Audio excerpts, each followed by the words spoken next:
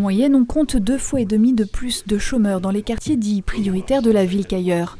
Une difficulté à l'embauche auquel est confronté Samy en service civique et en formation. Quand on dit qu'on vient de la ZUB, la ZAC, etc., ils voient surtout les quartiers malfamés, en fait, tout ce qui se passe de négatif au lieu de penser au positif. Ils ne voient pas les bons points, ils ne voient pas les jeunes qui veulent s'en sortir.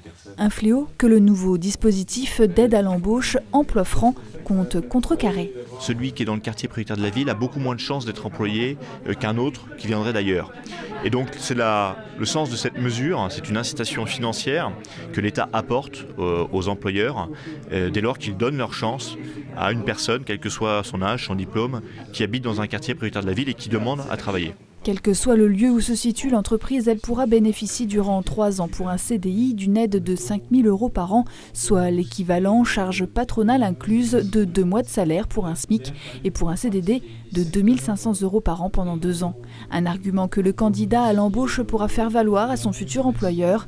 Les représentants d'associations d'aide au retour à l'emploi applaudissent. C'est un outil entre notre entreprise d'insertion et les entreprises traditionnelles. Et ça peut apporter effectivement une aide aux entreprises et permettre et favoriser par le biais de nos structures le retour vers l'emploi. Nous faisons en sorte de valoriser leur parcours, de faire en sorte qu'ils sachent aussi se positionner vis-à-vis des employeurs.